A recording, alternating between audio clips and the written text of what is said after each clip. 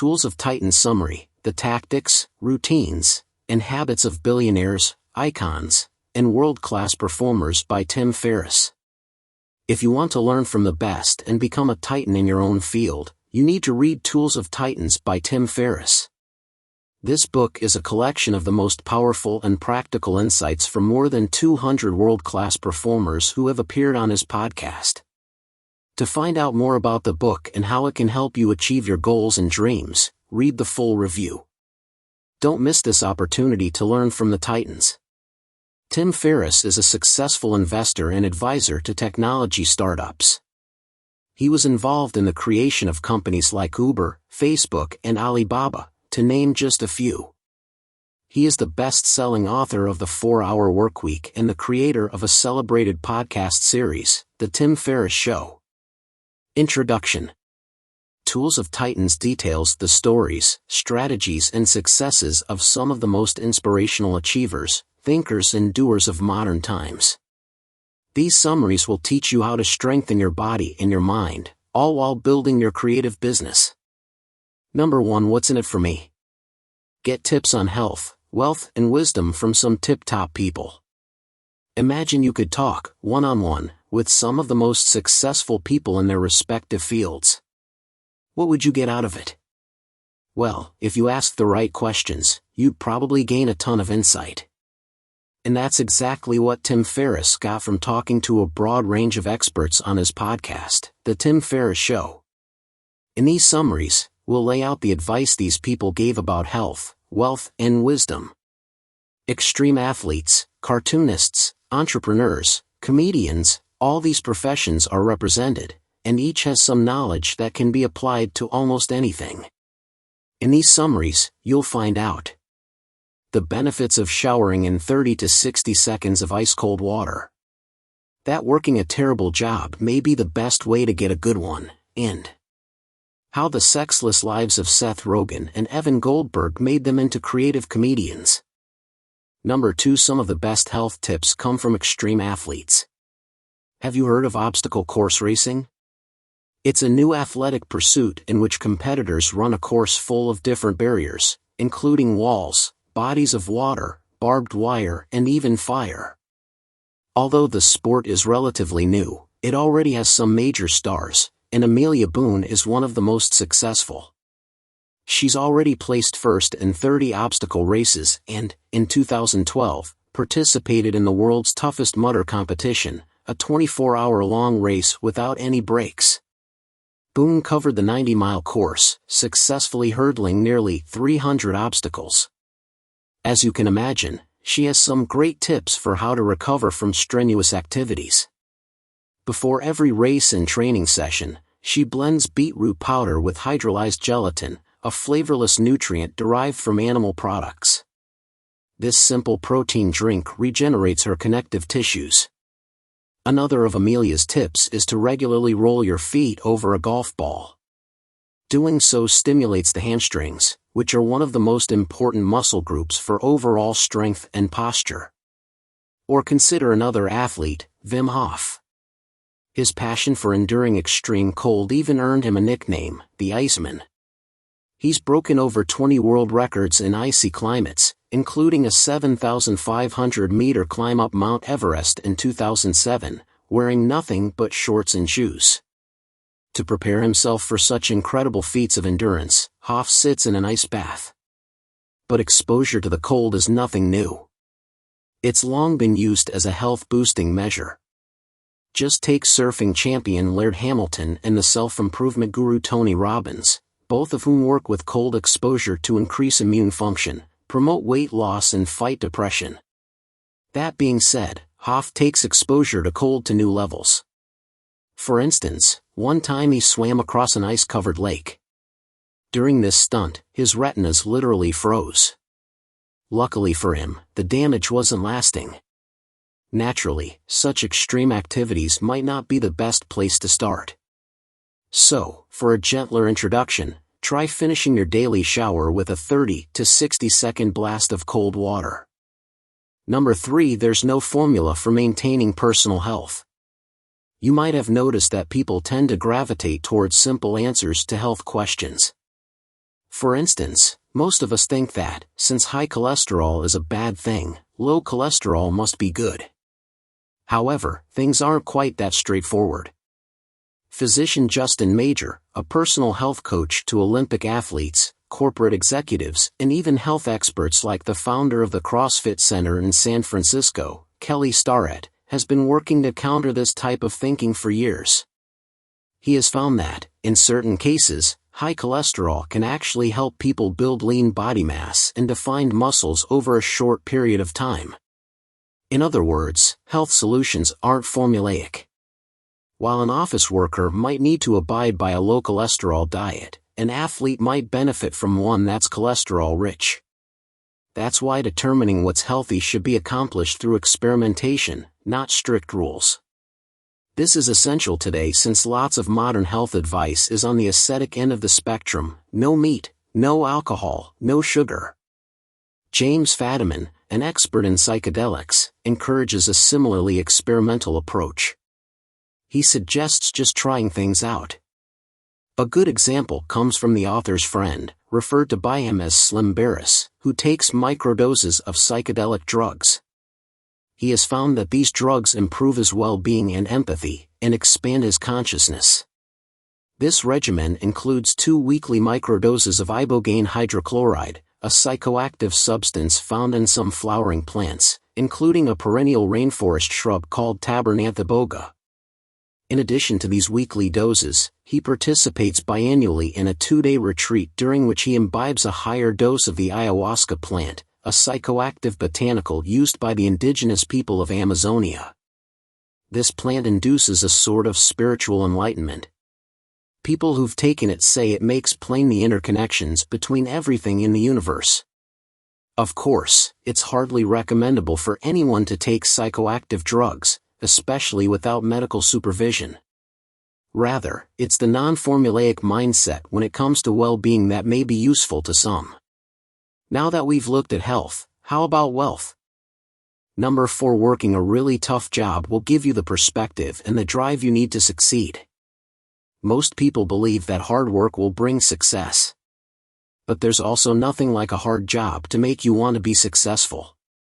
Just take Chris Sacca, a successful investor in the San Francisco Bay Area whose parents drove home this important lesson when he was still young. For the Sacca children, summers always had 2 halves. During the first part, they went to intern with a high-powered relative. For instance, at the age of 12, Chris Sacca was teamed up with his godbrother, the father of whom was a lobbyist in Washington, D.C. During that summer, Chris sat in on meetings with members of Congress and learned how to convince them to endorse a bill. Then, during the second half of the summer, the Sacca children were sent to work on a less prestigious job. One of Chris's jobs was to service septic tanks. He spent weeks cleaning off excrement, lugging filthy buckets and being bossed around.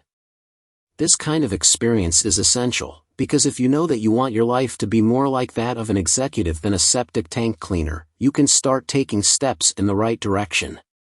Those initial steps are often half the battle, and they're usually not easy. So keep in mind the advice of the successful publisher Seth Godin. He believes that becoming successful requires keeping track of every positive thing that happens. After all, people spend a huge quantity of time thinking about the things that didn't work, whether it's a promotion that didn't pan out, a relationship that went up in flames, or even something trivial, like a forgotten umbrella on a rainy day. The problem here is that thinking so much about your failures will leave you depressed and defeated. So a better idea is to focus on all the times you were successful, brave, or helpful. Being able to see your positive impact will empower and encourage you to do ever greater things. Number 5. Success comes from working with long-term systems, rather than short-term goals. The comic strip Dilbert tells the story of an innocuous office worker who is, in many ways, the perfect antihero. But that doesn't mean he's not a successful character. In fact, for Scott Adams, the comic's creator, antiheroes can still be successful, because success isn't about achieving goals, it's about forming systems. So what does it mean to focus on systems? Well, one thing it means is working on projects that seem to be doomed to failure, but only to those who can't see the bigger picture. For instance, if you have a passion for photography, you might start a photographic project that studies rotting leaves. There's a chance that your photos won't be successful. They probably won't end up in an exhibition, a gallery opening, or on the walls of a wealthy collector's home. From the outside, such a result would appear to be a failure. But, in reality, you're building a new skill that will be incredibly useful down the line when you're, say, asked to take photos for someone's website. The point is that people tend to focus on short-term goals, like creating and marketing a successful new product. If such goals can't be attained within a given time frame, people tend to give up, decide that they're not cut out to be entrepreneurs, and go back to their mundane office jobs. This is a huge mistake. Instead, focus on a skill or relationship that you want to develop over time and forget any specific goals. Just take Scott, the creator of Dilbert. He started blogging even though it meant lots of extra work with little to show for it in added income. He knew it was worthwhile nonetheless because he was working within a system. The goal of his blogging wasn't clear, but, by practicing, he went from being an aspiring writer to a skilled one with an online presence. The system was bound to pay off, and it did. Scott became a best-selling author, but not until many years later. Number 6. Ignoring peer pressure and taking big risks are both key to success. Have you ever teased a friend just because everyone else was doing it? Well, if you tend to fall into such traps, you might not have what it takes to become wealthy and successful. In fact, to become a success, you need to develop an immunity to peer pressure. Just take the Olympic snowboarding champion Shaun White. When he was 15, his parents paid for him to travel to Japan to compete in an international snowboarding event. The other competitors were older and had all their expenses covered by sponsors. The day before the event, all the other athletes went out partying.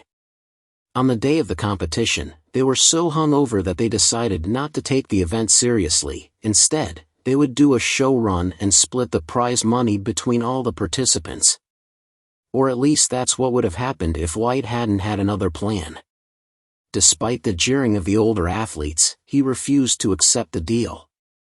In the end, he won the competition, along with the $50,000 prize, and today is one of the most marketable athletes in America.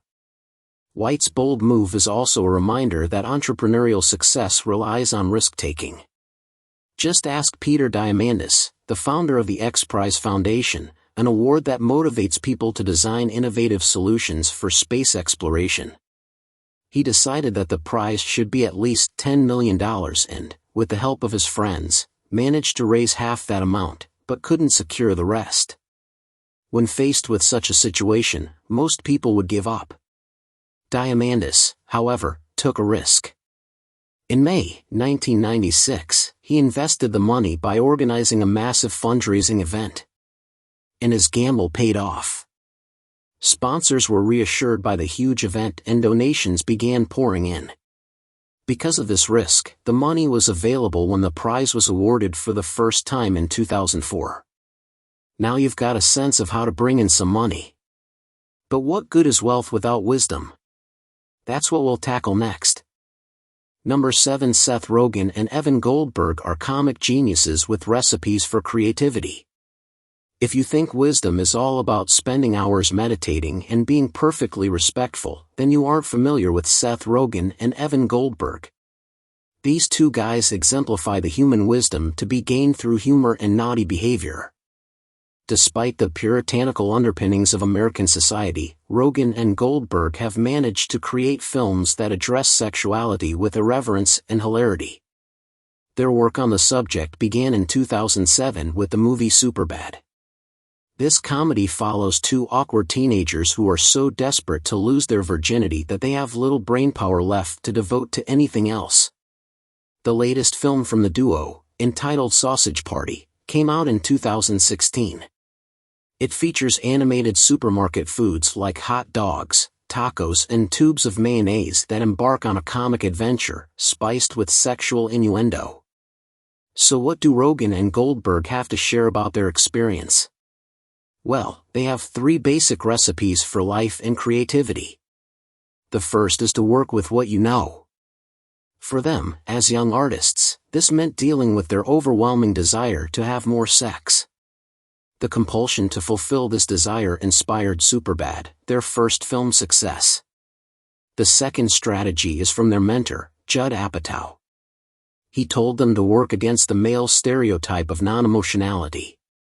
In fact, the most important thing in life and creativity is to use your emotions, since doing so enables you to better communicate and share with others.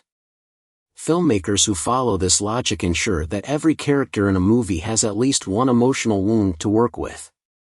And finally, both Rogen and Goldberg firmly believe in the use of marijuana to get the creative juices flowing. They know so much about weed that they use different strains for different situations. For instance, when it comes to writing and being creative, they prefer a strain called Jack Herer. Number 8. Being creative requires living your life and embracing fear as well as discomfort. Have you ever felt a surge in your ability to do work right after a holiday? This experience is actually pretty common, and it's not just a result of being well rested. It also happens because you're full of new, inspiring experiences. So, in other words, to be creative, you need to have a life. Just take the comedian Whitney Cummings, who wrote the hit TV series Two Broke Girls. For years, she struggled with self-doubt, low self-esteem, and procrastination. She was so plagued by these problems that she thought the only way she could be funny was by making fun of herself. Eventually, she found that she needed more time for her personal life, which makes sense since, as a workaholic, she basically didn't have one. Before making this change, her comedy was stuck in a self-imitating loop. Now, however, both her and her comedy are enriched, bringing her jokes to a whole new level. So living your life is key. But life isn't all joy and pleasure. That's why it's also essential to embrace fear and discomfort whenever possible. To better understand this, consider the sociologist and public speaker Brené Brown. She teaches that the idea that some people are brave heroes and others cowards is absolutely false. In reality, most people are afraid and brave all at once. In fact, for her, what takes true courage is to feel and confront fear. That means it's essential for people to look fear and discomfort in the eye when discussing topics like race, homophobia, or climate change. These issues can't be resolved in a comfortable way. Engaging with people with different perspectives and backgrounds is crucial. For Brown, it was a huge personal achievement to show her vulnerability during a TED Talk in which she spoke about her breakdown and subsequent spiritual awakening. This talk reached an audience of 31 million people, and for Brown, presenting it was by no means easy. So each and every day, ask yourself whether you've moved outside your comfort zone. Discomfort is a sure sign of growth. Number 9. Final summary. There's no single path to success, and, while every person's journey looks different, you can still take inspiration and advice from those who came before you. Their success stories will expand your horizons, teach you how to put yourself on the right track, and compel you to keep trying no matter what. Actionable advice: don't be afraid of bad ideas. If you want to make a dream a reality and are looking for ways to do so, don't limit the ideas you generate. By trying to immediately weed out bad ideas, all you'll get is stuck. Instead, write down every idea that pops into your head, even the wildest and most implausible ones. When you read back through them, you'll probably find that you've created a few gems. Review. Tools of Titans: The Tactics, Routines, and Habits of Billionaires, Icons, and World-Class Performers by Tim Ferriss is a book that distills the wisdom and insights of more than 200 guests who have appeared on the author's podcast, The Tim Ferriss Show. The book is divided into 3 sections: Healthy, Wealthy, and Wise, each containing practical advice, tips, and strategies from experts in various fields, such as business, sports, entertainment, science, and more. The book is not meant to be read from cover to cover, but rather to be used as a reference or a guide for anyone who wants to improve their health, wealth, or wisdom. The book is full of actionable information that can help readers achieve their goals and optimize their performance. Some of the topics covered in the book include how to meditate effectively, how to build a successful business, how to overcome fear and anxiety, how to learn faster and better, how to develop a morning routine, how to cultivate creativity and innovation, how to network and build relationships, how to deal with failure and criticism, how to find happiness and meaning in life, and much more. The book also features some of the author's own experiments and experiences with various tools and techniques that he has learned from his guests. The book is a valuable resource for anyone who wants to learn from the best and apply their lessons to their own lives. It is also a fascinating glimpse into the minds and habits of some of the most successful and influential people in the world. The book is not only informative, but also entertaining and inspiring. It is a book that can change your life if you are willing to take action on what you learn. I hope you do enjoy watching Tools of Titan Summary. Thank you for watching. Please subscribe, like and share. See you in next videos.